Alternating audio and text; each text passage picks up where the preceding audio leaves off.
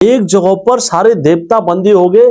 तब दोस्तों मात्र 11 साल के लड़के ने वहां देवताओं की बंदी खोली। और ताजुब की बात यह दोस्तों, जब तक लड़का अंदर नहीं गया मंदिर के, वहां पर तत्काल उनके घर वालों को बुलाया गया, उनका जनेऊ धारण कराया गया, जनेऊ तिलक द्वारा उनको कराया गया।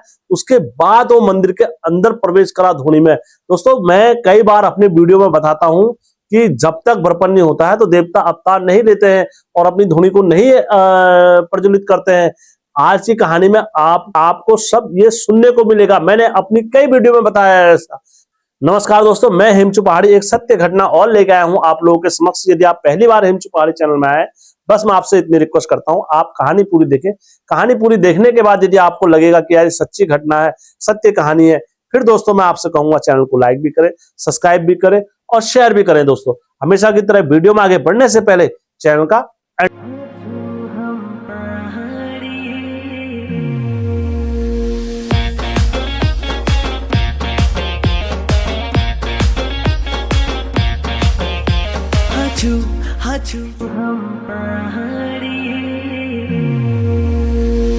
जय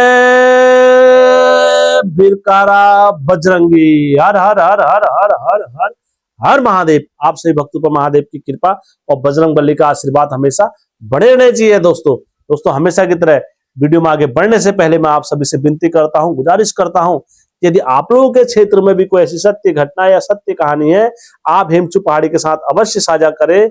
मेरा यकीन माने दोस्तों, मैं उस घटना को हर हमेशा सत्य समझ के ही चैनल पर अपलोड करता हूं। तो दोस्तों आइए घटना। दोस्तों ये जो कहानी है ये डढोई गांव की है। डढोई गांव जो रक्ता से नीचे को पड़ता है, वहां डढोई गांव है। और कभी भी आप जैसे मानिला मंदिर जाते हो तो मानिला मंदिर से ये सब गांव नीचे पड़ते हैं। और यहाँ के जो निवासी थे हीरा सिंह राणा जी थे, जैसे बहुत सारे लोगों को जानते होंगे, तो यहाँ के मूल निवासी थे। तो दोस्तों पहले समय में यहाँ पर यात्राएं प्रारंभ लगती थी और यात्राएं होती रहती थी। और अपने कल्चर को जीवित रखने के लिए वहाँ के स्थानीय लोग हर टाइम बाद यात्रा लगाते थे। लेकिन कुछ समय के बाद ऐसा हुआ, बोला जाता है कि किसी तांत्रिक ने वहाँ पर ऐसी विद्याएं प्रचंड रूप से छोड़ दी थी कि वहाँ के देवताओं की शक्ति बिल्कुल खत्म हो गई थी। और देवताओं की शक्ति दोस्तों बद जैसी गई थी। अब देवताओं की शक्ति जब बद गई थी तो बोला जाता है दोस्तों, जब देवताओं की शक्तियां कम हो जाती है तो वहां के जो हम कोई भी स्थानीय लोग हैं, तो हम भी दोस्तों जाहिर सी बात है, जब हम किसी काम के नहीं रहेंगे तो लोग हमें भी उठा के फेंक देते हैं। ये इंसान का उसूल होता है। तो उसी प्रकार से जब देवताओं की वहां पर यात्रा भी लगना धीरे धीरे से कम हो गई, क्योंकि इंसान ने उस और ध्यान ही नहीं दिया, शक्तियां भी कम हो गई। धीरे धीरे से लोग उन्हें वहां जाना छोड़ दिया। कई समूह बाद, कई वर्षों बाद वहां पर क्या बोला जाता है, यात्रा लगाई जाती है। तो वहां के जितने स्थानीय लोग थे, जितने गांव वाले, जितने क्षेत्र वाले लोग थे, तो सब लोग एकत्रित होते हैं। एकत्रित होने के बाद दोस्तों सब गांव के जितने बुजुर्ग थे, पूरे क्षेत्र वाले एक जगह पर एकत्रित होने के बाद यात्रा लगाते हैं। आप सभी को पता है, ये आप सभी को पता है दोस्तों, कि पूरे गांव वाले एकत्रित होकर यात्रा लगाने की जो परंपराएं हैं वो हमारे गांव की है। तो दोस्तों अब क्या हुआ, यहाँ पर से पूरे उनके गांव में यात्रा लगाने जब आते हैं सभी लोग, तो जो वहां के जो डंगरिये लोग होते हैं, जिनके पशुए जो बुलाते हैं, वो सब मंदिर के अंदर जाते हैं, अपनी अपनी गद्दी जलाते हैं और चौखंडी धुनी को, जो माता की धुनी थी वहां पर, उसको जागृत करते हैं।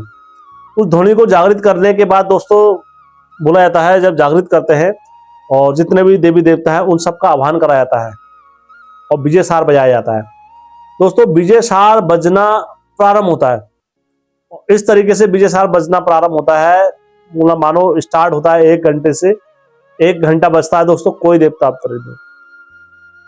तो दोस्तों जब स्वाभाविक रूप से कोई देवता अवतरित नहीं होते हैं ध्वनि पर, तो दोस्तों गुरु जो होते हैं, गुरु का आपे से बाहर हो जाता है। कहता है यार ये देवता है क्या है, मुझे इतने घंटे हो गए लगातार मैं जागर लगा रहा हूं, अभी तक कोई देवता प्रकट नहीं हुआ, कोई देवता ने अवतार नहीं रखा है, तुम्हारे इस गांव में देवता ही नहीं है। तो गांव वालों ने कहा नहीं आप जागर लगाओ, क्यों नहीं है देवता, हमने आपको पैसे दे रखे हैं, हम आपको न्यौत करके आपको जागर लगाने का काम है, आप जागर लगाओ। ये थोड़ा कि देवते नहीं आएंगे, तुम 1 घंटे के लिए तय करके लेकर आ रखे हैं, तुमको या आधे घंटे के लिए तय करके लेकर आ रखे हैं, हमारी देव वाणी खुलवाओ, हम इसलिए लेकर आ रखे हैं आपको। तो दोस्तों गुरु ने बोला जाता है 4 घंटे तक लगातार यात्रा लगा दी। कोई देवता अपनी गद्दी में से नहीं हिला दोस्तों, बर तक नहीं हुई दोस्तों उस चौखंडी धोनी में देवताओं की। अब वो परेशान हो गए, उन्होंने कहा यार अब क्या करूं मैं, देवता तो कुछ अवतरित नहीं हो रहे, देवता तो कुछ नाच नहीं रहे, अब मेरे किसके पास जाऊं, मैं तो कुछ समझ में नहीं आ रहा मेरे को। तो दोस्तों अब क्या होता है, चौखंडी धोनी में कोई देवता नहीं नाचा। उन्होंने कहा अगर ये जो दास था, उन्होंने कहा भैया मैं भी ढोल करता हूँ बंद, अब कोई देवता नहीं हो रहा तो तुम्हारे गांव में कोई देवता ही नहीं है, देव होता तो अभी तक खेल जाता है यहाँ पर, तुम्हारे गांव में किसी पर देव नहीं है।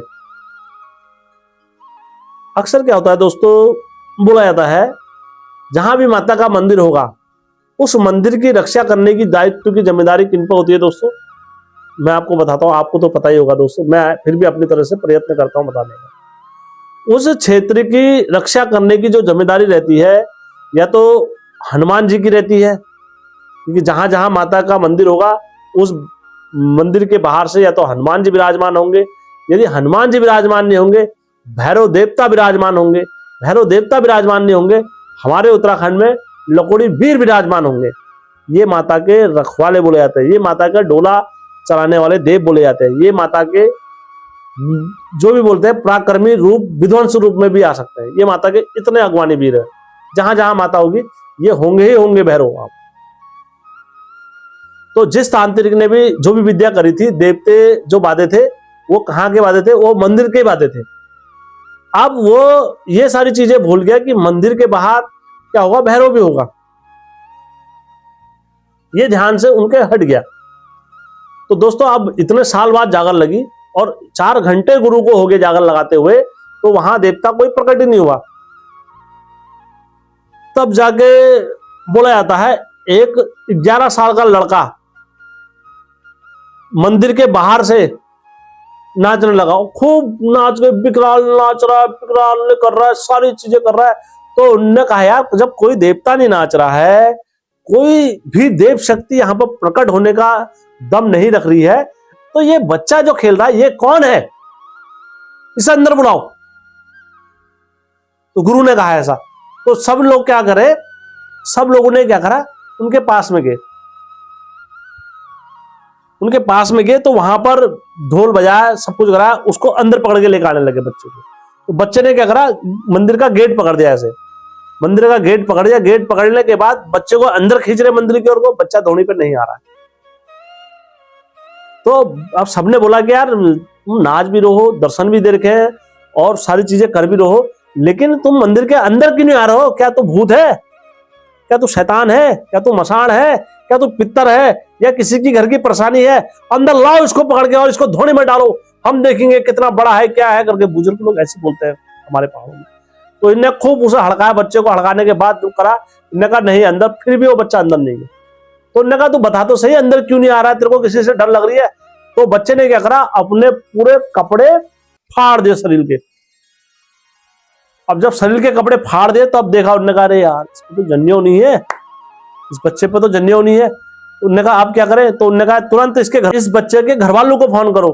तो तुरंत उनके माता पिता को फोन करा गया और उनसे कहा गया कि आप देव स्थल पर आइए तुरंत, और आपके बच्चा यहाँ पर उस पर देव अवतार हुए हैं। तो दोस्तों इनके घर वाले भाग भाग के आते हैं वहां पर, और आने के बाद उनका स्नान कराते हैं, वो बच्चे का स्नान कराने के बाद पंडित को बुलाते हैं, पंडित को वहां पर जनेऊ धारण कराते हैं। उसको जनेऊ धारण कराने के बाद जैसी उसके गले में जनेऊ पड़ती है तो मानो समझ लो वो बच्चा शुद्ध हो गया, और शुद्ध होने के बाद तुरंत उठ के और नाचते हुए कहाँ गया, वो उस धोनी में गया, और धोनी में जाते हुए धोनी को पहले चारों कोनों को जाके उसने प्रणाम करा। प्रणाम करने के बाद जो खेला, उन्होंने कहा गुरु मैं किसी को गुरु नहीं मानता हूं अपना। उन्होंने कहा तू कौन देव है, तू कैसा आया। उन्होंने कहा मैं खुद ही गुरु और खुद ही चेला हूं। उन्होंने कहा हम चल ठीक है तेरी ये बात में मान लेते हैं, तो खुद ही गुरु खुद ही चेला है, पर अपना नाम तो बता। तब उन्होंने बताया मैं हूं काल भैरव। तब जितने वहां के लोग थे सभी ने हाथ जोड़े, उन्होंने कहा जय हो प्रभु तुम आए हो, अब ये बताओ कि ये मैया क्यों नहीं नाच रही है, यहाँ पर गोयल क्यों नहीं नाच रहा, यहाँ पर नरसिंह क्यों नहीं नाच रहा, इस धोनी पर श्याम जी क्यों नहीं नाच रहे, इस धोनी पर सभी देवी देवता अवतरित क्यों नहीं हो रहे हैं।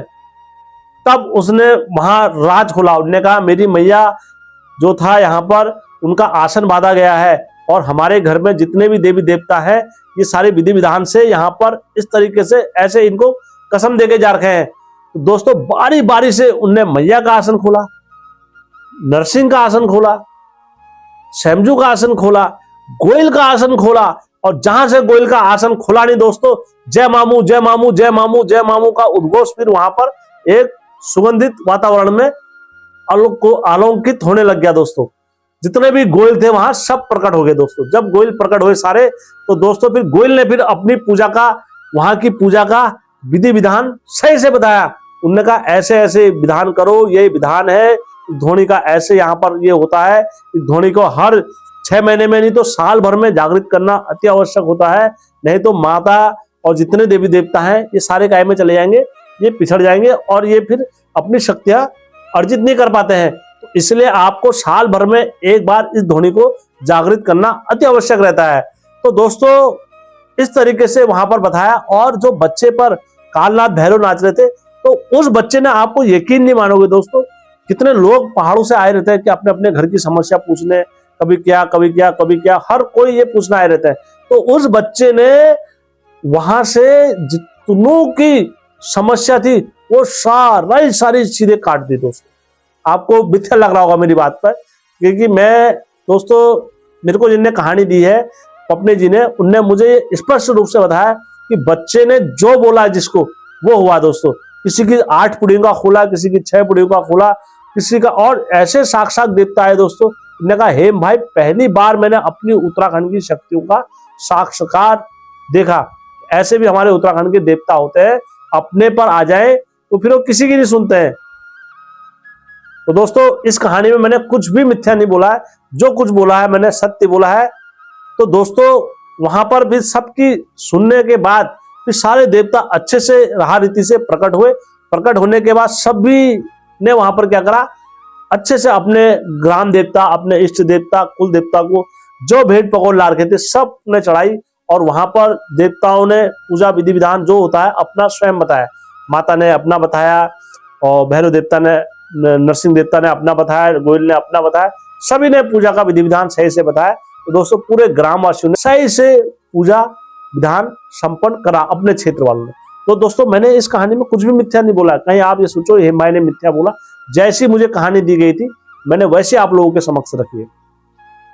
यदि आपको इस कहानी में कुछ भी मिथ्या लगे या कुछ भी आपको इस कहानी में लगे कि यार ऐसा कहानी हो नहीं सकती है, तो दोस्तों मैंने प्रयत्न करा है इस कहानी को सही सही देने का। दोस्तों जिनने कहानी जैसी देखी थी वैसी मुझे दी अपने जी द्वारा।